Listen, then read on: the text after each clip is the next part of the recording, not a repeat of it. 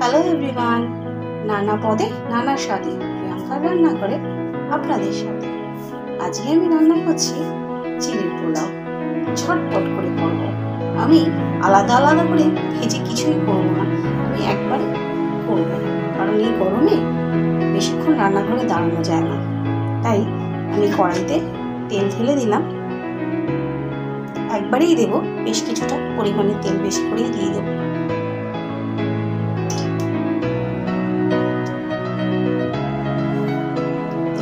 হয়ে গেলে আমি এখানে দিয়ে দেব সর্ষে। ফোড়নটা আমি আগেই দিয়ে দেব। তেলটা আমার প্রায় হয়েই এসছে, এবার আমি দিয়ে দিলাম সর্ষেটা।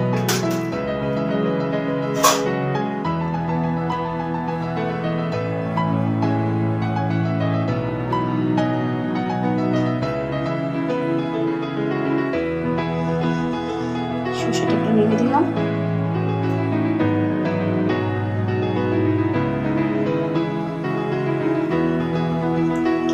গ্যাসটা আমি বাড়িয়ে দিয়েছি, মিডিয়াম আঁচে ছিল বলে সর্ষেটা একটু হতে দেরি লাগছে।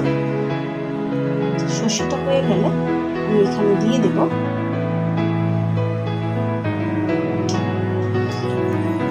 চিড়ের পোলাওতে একটু আদা গ্রেট করে রেখেছিলাম, আদা দেব। আর এই চিড়ের পোলাও একটু অন্যরকম হবে, কারণ সকলেই তো চিড়ের পোলাও করে একই রকম, বলতে গেলে সবাই আমরা কম বেশি একই রকমই করি, কিন্তু আমি এটা কী করবো, গন্ধরাজ চিড়ের পোলাও, গন্ধরাজ লেবুর রস এবং গন্ধরাজ লেবুর পেস্ট দিয়ে চিড়ের পোলাও করবো। আমার এখানে হয়ে গেছে, সর্ষেটা একটু করেছে। আমি আমার নারকেল কুচিগুলো এর মধ্যে দিয়ে দেবো। অনেকটা পরিমাণে নারকেল কুচি দিয়েছি। বারবার একবার করে এটাও করে ওটা করে ভাজবো না, আলাদা আলাদা দেখাবো না, আমি একবারেই দিয়ে দিচ্ছি সব। দিয়ে দেবো আমি সাথে বাদামটাও দিয়ে দেবো, কারণ আমার সাথে কাঁচা সবজি আছে, কারণ এগুলোর সাথে সাথে আমি কাঁচা সবজিগুলো দিলে আমার রান্নাটা একদম হয়ে যাবে। এবার দিয়ে দেবো আলুর কুচি, ছোটো ছোটো করে কাটা আলুর কুচিটা দিয়ে দেবো। তাহলে আমার এগুলো পুড়ে যাবে না, নারকেল বাদাম এগুলো কোনোটাই পুড়ে যাবে না।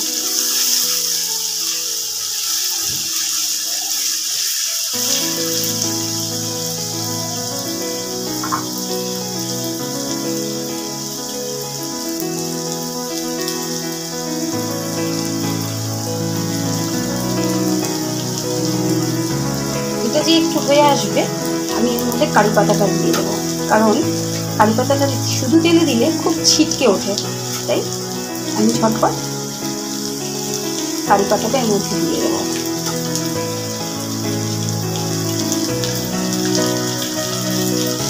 আর একটু কারি পাতা আছে, আমি এটাও দিয়ে দিচ্ছি।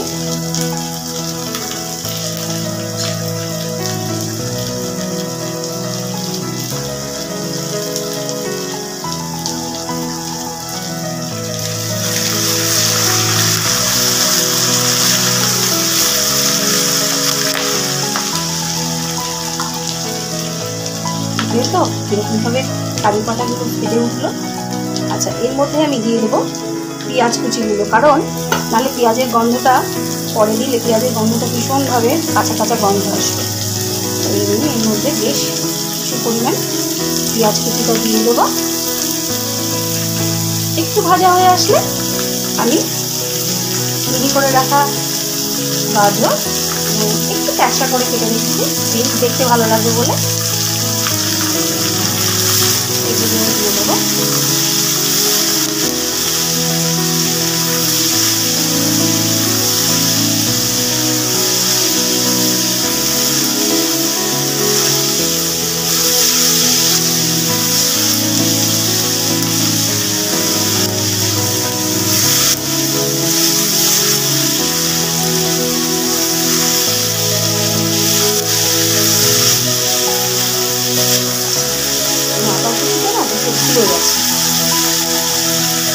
একটু আদা কুচিটা দিয়ে দেবো।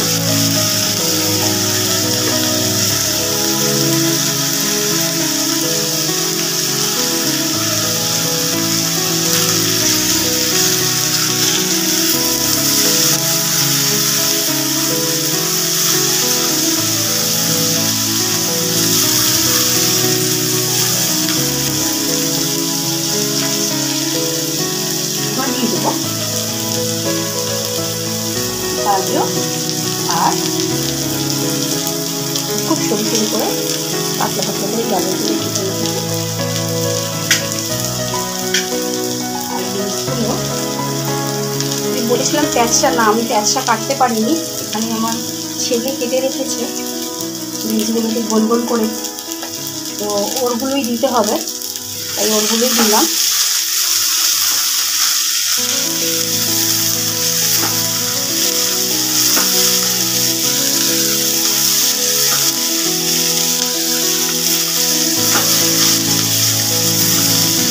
চিড়েটা নরম তো, এর সাথে সবজিগুলো যদি একদম খুব সেদ্ধ হয়ে যায়, একদম তুলতুলে নরম হয়ে গেলে চিড়েটাও নরম, খেতে খুব একটা ভালো লাগে না। তাই একটু ক্রাঞ্চি থাকাকালীনই আমি চিড়েগুলো দিয়ে দেবো। তার আগে একটু আটাইভাবে লঙ্কার কুচিটাও দেবো।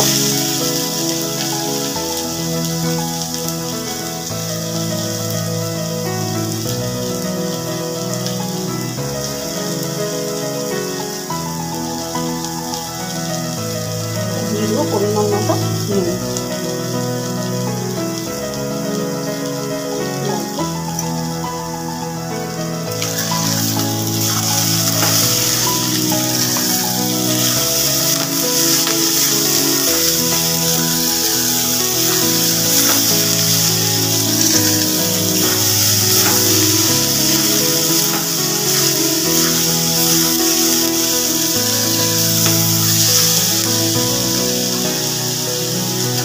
দিয়ে দেবো লঙ্কার কুচিগুলো, কেন আমি এখানে খুব বেশি ঝাল দেবো না, কারণ এটা ঝাল বেশি হলে খেতে ভালো লাগবে না।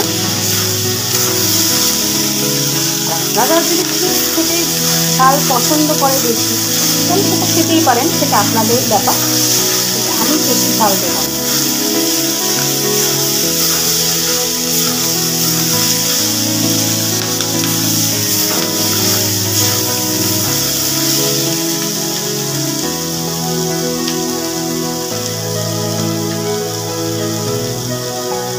এবার দেবো হলুদের গুঁড়ো, খুব সামান্য হলুদ দেবো আমি।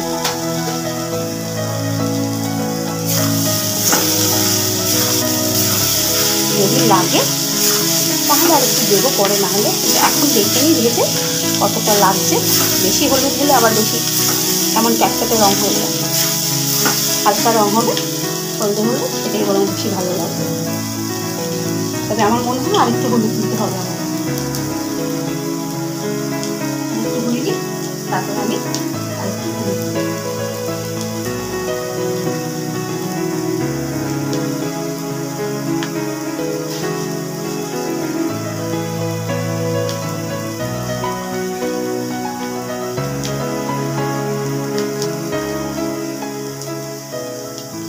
মনে হচ্ছে আরেকটু হলুদ দিতেই হবে, আরেকটু হলুদ দিয়ে দিলাম আমি এখানে।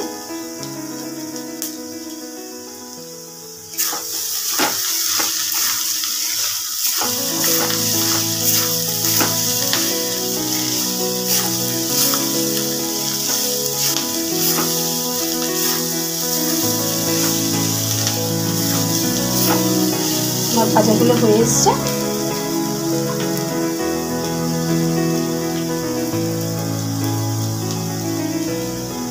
আমি এর মধ্যে একটু পরিমাণ মতো চিনি দিয়ে দেবো। চিনি দিলে তখন আর চিনিটা পড়তে চাইবে না। পরিমাণ মতো চিনি দেবো, কারণ এটা একটু মিষ্টি মিষ্টি হবে।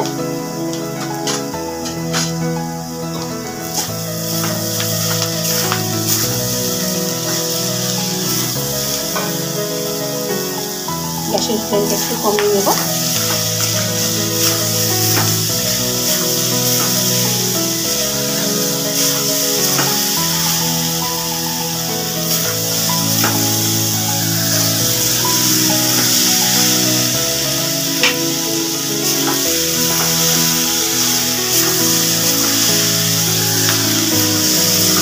গলে গেলে একটু জল জল হবে, কিন্তু সেটাকে একটু নেড়ে নিয়ে জল জল ভাবটা নেড়ে নিয়ে তারপরে আমি চিড়েটা দিয়ে দেবো। জাস্ট 30 সেকেন্ড দিতে হবে, তারপরে জলটা চিড়ে দেবো।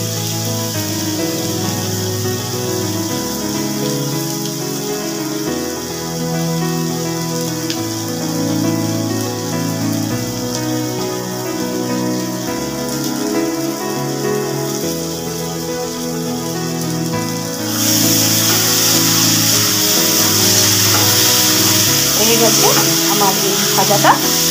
দেখুন আমার বাদাম বা নারকেল কোনোটাই ওভার কুক বা ওভার ফ্রাই হয়নি, আমি ঝটপট একসাথে করেছি ফ্রাইটা। এবার আমি চিড়েগুলো দিয়ে দেবো।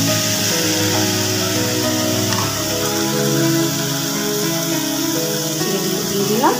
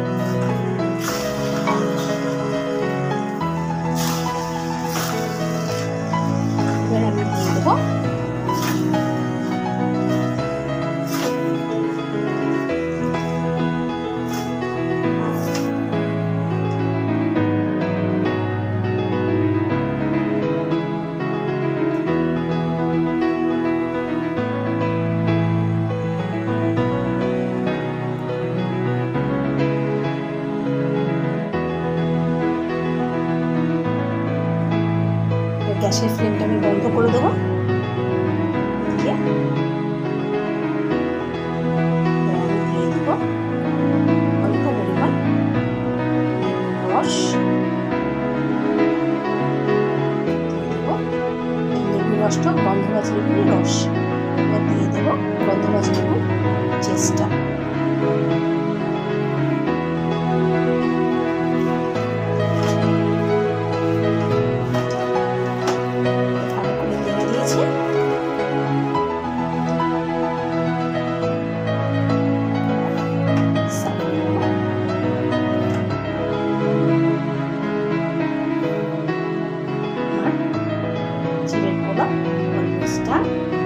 কেমন লাগলো আমার চিড়ের পোলাও?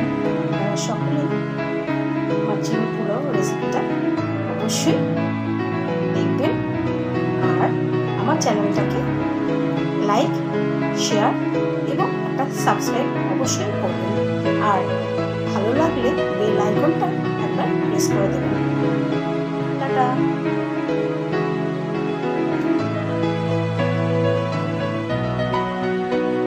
চিড়ের পোলাও তো সবাই করে, আমি করছি গন্ধরাজ চিড়ের পোলাও।